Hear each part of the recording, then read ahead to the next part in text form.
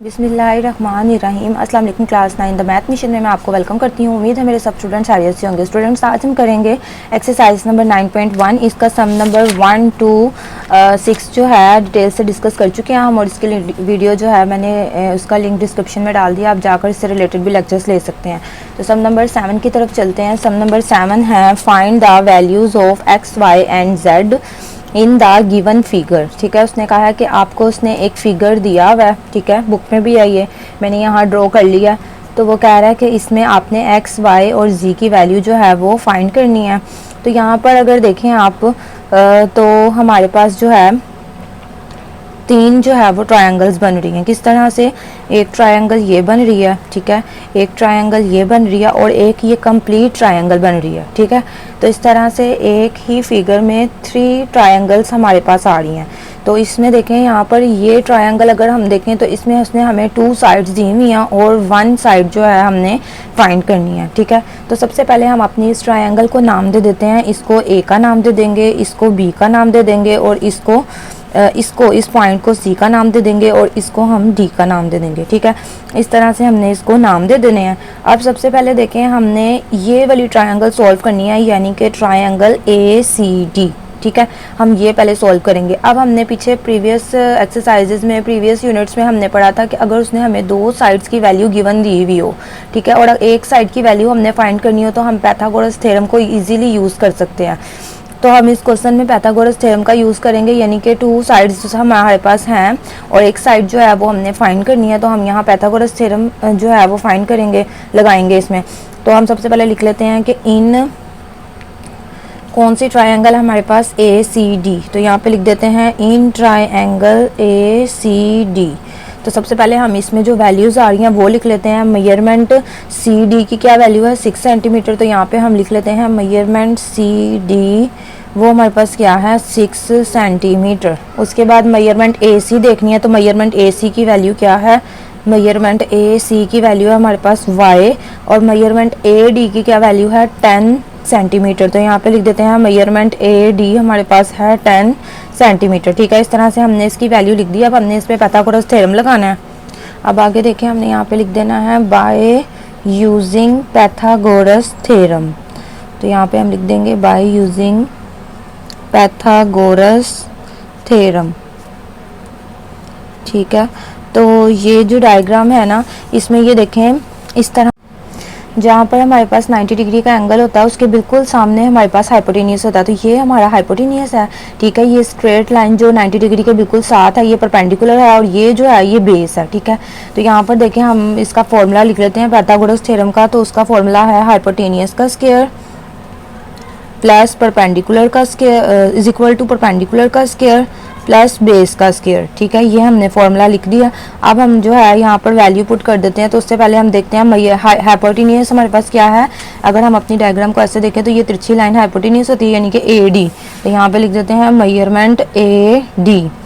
ठीक है, उसके बाद परपेंडिकुलर देखें तो ये 90 डिग्री के बिल्कुल सामने, ये बिल्कुल साथ जो स्ट्रेट लाइन होती है वो परपेंडिकुलर होती है, वो मेजरमेंट सी डी है। तो यहाँ पे लिख देते हैं मेजरमेंट सी डी का स्क्वायर प्लस बेस जो होती है वो ये वाली लाइन होती है। ठीक है, तो वो y है और वो क्या है? ए सी। तो यहाँ पे हम लिख देते हैं मेजरमेंट ए सी। ठीक है, अब इनकी वैल्यूज़ पुट कर देंगे। ए डी की वैल्यू 10 सेंटीमीटर है, तो यहाँ पे लिख देंगे 10 का स्क्वायर। सी डी की वैल्यू 6 है, तो यहाँ 6 लिख देंगे, और ए सी की वैल्यू हमने फाइंड करनी है, वो y है, तो यहाँ लिख देंगे y का स्क्वायर। ठीक है, ए डी की वैल्यू 10, सी डी की 6 और ए सी की फाइंड करनी है, तो वहाँ y लिख दिया। अब हमने यहाँ पर देखें क्या करना है। 10 का स्क्वायर लेंगे तो 10 10 100 हो जाएगा, और 6 का स्क्वायर लेंगे तो 6 6 36 आ जाएगा, और y का स्क्वायर लेने से y स्क्वायर आ जाएगा। ठीक है, अब ये 36 इसके साथ यहाँ ऐड हो रहा है, इस साइड पर आकर क्या हो जाएगा? माइनस हो जाएगा। तो यहाँ पर हमने 36 को इस साइड पे लेकर माइनस कर देना है। अब 100 में से हमने 36 माइनस करने हैं। तो यहाँ पर देखें 100 माइनस 36, तो हमारे पास आ रहा है 64। तो यहाँ पर हम लिख देते हैं 64। तो अब हमें y की वैल्यू चाहिए, जबकि यहाँ पर y स्क्वायर है, तो इसका हम स्क्वायर रूट ले लेंगे और इसको सही करके लिख लेते हैं। y स्क्वायर इधर लिख लेते हैं और 64 को हम इधर लिख लेते हैं। तो यहाँ पर हम लिख लेते हैं taking square root on both sides, taking square root on both sides, ठीक है। तो यहाँ पर भी स्क्वायर रूट ले लेंगे और इज इक्वल की इस साइड पे भी स्क्वायर रूट आ जाएगा। अब स्क्वायर अंडर रूट से कैंसिल हो जाएगा और अंडर रूट 64 का स्क्वायर लेते हैं, तो अंडर रूट 64 का स्क्वायर लेने से 8 आ रहा है, ठीक है। तो यहाँ पर हम लिख लेते हैं 8, y की वैल्यू हमारे पास 8 आ गई है, ठीक है। अब हमने इसी की मदद से आगे दोबारा पाइथागोरस थ्योरम पुट करना है और यूज़ करना है उसको, और फिर आगे अगली वैल्यू जो है वो निकालनी है, ठीक है। तो यहाँ पर देखें हमने ये वाली ट्रायंगल पे पाइथागोरस थ्योरम लगा के इसकी वैल्यू फाइंड कर लिया y की। अब हमने इस ट्रायंगल पे पाइथागोरस थ्योरम लगाना है, ठीक है। हमने अब इस ट्रायंगल पर पाइथागोरस थ्योरम को यूज़ करना है। तो हम यहाँ पर लिख देते हैं कि इस ट्रायंगल का क्या नाम है, ट्रायंगल ABC, ठीक है। तो यहाँ पर हम लिख लेंगे इन ट्रायंगल ABC, और रफ सी जो है वो ट्रायंगल यहाँ बना भी लेंगे रफ वर्क के तौर पे कि हमें इजी हो जाए, बार बार उधर मत देखना पड़े। तो इस शेप की जो है वहाँ पर ट्रायंगल ड्रॉ है और एक्स यहाँ पर दिया हुआ है, ये सी है, ये बी है, कॉर्नर का नाम, वाई की वैल्यू हमने फाइंड कर लिया वो 8 है, 8 सेंटीमीटर, यहाँ ए आ जाएगा और यहाँ पर जेड है, ठीक है। तो इस तरह से हमारे पास ट्रायंगल है और 90 डिग्री का एंगल यहाँ पर है, ठीक है। अब यहाँ पर देखिए हमने जो गिवन वैल्यू है हमारे पास वो पहले लिख लेंगे। तो यहाँ पर मेजरमेंट सबसे पहले ए सी लिखते हैं, तो मेजरमेंट ए सी, तो मेजरमेंट ए सी हमारे पास क्या है 8 सेंटीमीटर, ठीक है। और मेजरमेंट बी सी हमारे पास क्या है, मेजरमेंट बी सी एक्स है, तो यहाँ पे लिख देंगे मेजरमेंट बी सी एक्स। और मेजरमेंट ए बी क्या है वाई, तो यहाँ पर सॉरी जेड, तो यहाँ मेजरमेंट ए बी की जगह पर आ जाएगा जेड, ठीक है। अब हमने यहाँ पर भी पाइथागोरस थ्योरम यूज़ करना है। हमने इस क्वेश्चन में 3 बार पाइथागोरस थ्योरम लगाना है, ठीक है। तो यहाँ पे लिख देंगे बाय पाइथागोरस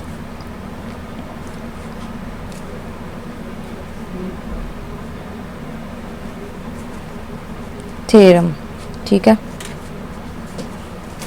तो पाइथागोरस थ्योरम हमने यहाँ पे लगाना है, तो उसका फॉर्मूला है हाइपोटेनियस का square is equal to perpendicular का स्क्वायर प्लस बेस का स्क्वायर। तो अब हमने यहाँ पर हाइपोटेनियस की वैल्यू पुट करनी है। तो हाइपोटेनियस हमें कैसे पता चलेगा कि क्या है, तो यहाँ पर देखें हम अपनी ट्रायंगल को इस तरह से लिख देते हैं, ठीक है। तो ये 90 डिग्री के बिल्कुल सामने ये जो लाइन है ये हाइपोटेनियस की होती है, ठीक है।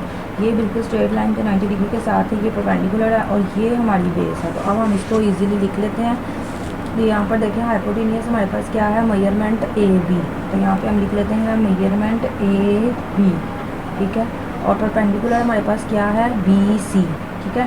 तो परपेंडिकुलर में लिख लेते हैं मेजरमेंट बी सी, और बेस क्या है हमारे पास ए सी, तो यहाँ पे लिख लेते हैं मेजरमेंट ए सी, ये बेस है। तो अब ए बी की क्या वैल्यू है, ए बी की वैल्यू है हमारे पास जेड, तो यहाँ पे लिख देंगे जेड का स्क्वायर। बी सी की वैल्यू क्या है एक्स, तो यहाँ पे लिख देंगे एक्स का स्क्वायर, प्लस ए सी की वैल्यू हमने फाइंड की हुई है वो है 8, तो यहाँ लिख देंगे 8 का स्क्वायर, ठीक है। तो यहाँ पर आ जाएगा जेड का square is equal to x square plus 8 8 ज़ा 64। तो इस तरह से देखें हमने पाइथागोरस थ्योरम लगाया और हमारे पास यहाँ पर एक इक्वेशन आ गई है, ठीक है। तो यहाँ पर देखें अब हमने ए सी डी पे पाइथागोरस थ्योरम लगा लिया, ए बी सी पे भी लगा लिया, अब इस पूरी ट्रायंगल पे लगाना है ए बी डी पे। तो यहाँ पे हम लिख लेते हैं एंगल ट्रायंगल ए बी और डी, ठीक है। तो इस तरह से हम एक रफली यहाँ पर ट्रायंगल ड्रॉ कर लेते हैं, ठीक है। ये बी है, ये ए है, ये बी है, ठीक है। और यहाँ पर हमारे पास देखें एक्स भी है और 6 भी है, तो यहाँ पर हम लिख लेते हैं एक्स प्लस 6, ठीक है, एक्स प्लस 6। और यहाँ पर हमारे पास 10 है, तो यहाँ पे लिख लेते हैं 10, और जी की वैल्यू हमारे पास नहीं है, तो यहाँ पे लिख लेते हैं मतलब कि जेड एज इट इज़ ऐसे लिख लेते हैं, ठीक है। तो अब यहाँ पर देखें हमने जो जो चीज़ें हमारे पास गिवन है वो लिख लेते हैं। तो यहाँ पर देखें मेजरमेंट ए बी लिख लेते हैं, तो मेजरमेंट ए बी क्या है हमारे पास जेड है, ठीक है। तो यहाँ पर आ जाएगा मेजरमेंट ए बी हमारे पास जेड है, ठीक है। और उसके बाद देखें मेजरमेंट बी डी हमारे पास क्या है, तो मेजरमेंट बी डी हमारे पास है एक्स प्लस 6, और मेजरमेंट ए डी क्या है, तो मेजरमेंट ए डी की जगह पे लिख देंगे 10, ठीक है, 10 सेंटीमीटर, ठीक है। अब यहाँ पर देखें हमने पाइथागोरस थ्योरम लगाना है, तो यहाँ पे लिख देते हैं बाय यूजिंग पाइथागोरस थ्योरम, ठीक है, बाय यूजिंग पाइथागोरस थ्योरम। अब यहाँ पे लिख देंगे हाइपोटेन्यूज का square is equal to perpendicular का स्क्वायर प्लस बेस का स्क्वायर। ठीक है, तो यहाँ पर देखें, अब हमने हाइपोटेन्यूज का square is equal to perpendicular का स्क्वायर प्लस बेस किया। अब इसमें हमने वैल्यू पुट करनी है, तो हमें कैसे पता चलेगा कि हाइपोटेन्यूज क्या है। तो हम अपनी इस ट्रायंगल को देखें, इस तरह से कर लेते हैं। तो यहाँ पर देखें, ये 90 डिग्री के बिल्कुल सामने क्या होता है, हाइपोटेन्यूज। ये स्ट्रेट लाइन परपेंडिकुलर की होती है, ठीक है, और ये जो है ये हमारी बेस है। तो अब हम यहाँ पर वैल्यू लिख लेते हैं इजीली। तो देखें हाइपोटेन्यूज कहाँ पर आ रहा है, हाइपोटेन्यूज ये है, तो यहाँ मेजरमेंट ए बी लिख लेते हैं। तो यहाँ आ जाएगा मेजरमेंट ए बी का स्क्वायर। परपेंडिकुलर के लिए कौन सी लाइन आ रही है, ये वाली बी सी। तो यहाँ पे लिख देंगे मेजरमेंट बी सी का स्क्वायर, और बेस में ये आ रही है ए सी। तो यहाँ लिख देंगे मेजरमेंट ए सी का स्क्वायर। ठीक है, अब ए बी में देखें, ए बी में क्या आ रहा है, जेड। तो यहाँ पे लिख देंगे जेड का स्क्वायर। बी सी में इसकी वैल्यू पुट करते हैं, वो एक्स है, तो यहाँ लिख देते हैं एक्स का स्क्वायर। और ए सी की वैल्यू क्या है, 8, तो यहाँ लिख देते हैं 8 का स्क्वायर। अब जेड का स्क्वायर लेने से जेड स्क्वायर आ जाएगा, एक्स का स्क्वायर लेने से एक्स स्क्वायर आ जाएगा, और 8 का स्क्वायर लेने से 8 8 ज़ा 64 आ जाएगा। तो इस तरह से हमारे पास एक इक्वेशन आ गई है। अब हमने क्या करना है, हमने अब हमने इस पे भी पाइथागोरस थ्योरम लगा दिया और इस पे भी। अब हमने ए बी डी पे पाइथागोरस थ्योरम लगाना है। तो यहाँ पर हम लिख लेते हैं ट्रायंगल ए बी डी, और यहाँ पर हम इस तरह से रफली जो है एक ट्रायंगल भी ड्रॉ कर लेते हैं, जो कि हमारे पास ए बी डी के शो करे। तो ये डी है, ये ए है, और ये बी है। तो यहाँ पर देखें, ये जो बी डी है इसमें 6 सेंटीमीटर भी और एक्स भी है, तो इसको हम ऐसे लिख देंगे एक्स प्लस 6। और ए डी की वैल्यू क्या है, 10, तो यहाँ 10 लिख देंगे। ठीक है, 10। और ए बी की वैल्यू क्या है, z, तो यहाँ लिख देंगे z। ठीक है, तो इस तरह से हमने इसको करना है। और इसमें ये जो एंगल है हमारे पास वो यहाँ पे है। ठीक है, अब इसके सामने वाला ये हाइपोटेन्यूज हुआ, ये परपेंडिकुलर हुआ, और ये जो है ये बेस हुई। तो यहाँ पर अब हम वैल्यू लिख लेते हैं। सबसे पहले मेजरमेंट ए बी हमारे पास क्या है, तो मेजरमेंट ए बी में हमारे पास z है, तो यहाँ आ जाएगा z। मेजरमेंट बी डी क्या है हमारे पास, तो बी डी में हमारे पास x प्लस 6 है, तो यहाँ पे लिख देते हैं x प्लस 6। और मेजरमेंट ए डी क्या है हमारे पास, ए डी हमारे पास 10 है। ठीक है, तो यहाँ लिख देते हैं 10। अब हमने यहाँ पर पाइथागोरस थ्योरम लगाना है, तो लिखेंगे by using Pythagoras theorem, by using Pythagoras theorem. ठीक है, तो उसका फॉर्मूला है हाइपोटेन्यूज का स्क्वायर, परपेंडिकुलर का स्क्वायर प्लस बेस का स्क्वायर। ठीक है, तो हाइपोटेन्यूज इसमें क्या है, ये जो तिरछी लाइन है ये हाइपोटेन्यूज है, यानी कि मेजरमेंट बी डी, और परपेंडिकुलर ये है मेजरमेंट ए डी, और बेस ये है ए बी। ठीक है, तो अब इसमें वैल्यूज पुट करते हैं। तो बी डी की क्या वैल्यू है, बी डी में आना है एक्स प्लस 6 का स्क्वायर। ए डी में क्या आएगा, ए डी में 10 आ जाएगा, 10 का स्क्वायर। और ए बी में z है, तो z का स्क्वायर लिख देंगे। ठीक है, अब यहाँ पर देखें a प्लस बी के होल स्क्वायर वाला फॉर्मूला बन रहा है, यानी कि यहाँ पर हमने एक फॉर्मूला पढ़ा हुआ है 4th चैप्टर में, a प्लस बी का होल स्क्वायर। तो इसको ओपन करें तो a square plus B square plus 2ab। ठीक है, तो ये वाला फॉर्मूला यहाँ पर जो है हमने ओपन करना है। ये a प्लस बी की बी स्क्वायर की फॉर्म, a प्लस बी के होल स्क्वायर की फॉर्म में क्वेश्चन है, इसको हमने जो है आगे से उस फॉर्म में है, तो इसको ओपन करके A square plus B square plus 2ab की फॉर्म देनी है। तो ये हमारा a है और ये b है, तो a स्क्वायर लिखना सबसे पहले, तो ये a का स्क्वायर हो गया, प्लस b स्क्वायर लिखना, तो ये 6 का स्क्वायर हो गया, प्लस 2ab। तो 2 फॉर्मूले वाला लगा के ये a है और ये b, तो यहाँ लिख देंगे x और यहाँ लिख देंगे 6। 10 का स्क्वायर लेंगे तो 10 10 100 हो जाएगा, और z का स्क्वायर लेंगे तो z स्क्वायर आ जाएगा। अब यहाँ देखें x का स्क्वायर x आ जाएगा, x स्क्वायर 6 6 36 हो जाएगा, और 2 6 12x, और यहाँ आ जाएगा z 100 प्लस z स्क्वायर। ठीक है, अब हमने क्या करना है, ये जो z स्क्वायर है ना, ये z स्क्वायर में ये जो हमारे पास वैल्यू थी ना z की, वो हमने पुट कर देनी है।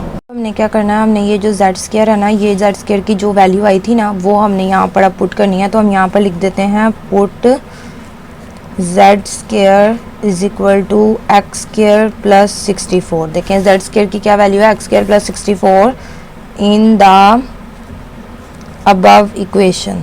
ठीक है, इस वाली इक्वेशन में हमने इसकी वैल्यू पुट कर देनी है। तो यहाँ पर देखें X square plus 36 plus 12x as it is आ जाएगा, और उसके बाद 100 भी हम ऐसे लिखेंगे। अब जेड स्क्वायर की जगह पे ये वाली वैल्यू पुट कर देंगे एक्स स्क्वायर प्लस 64, ठीक है।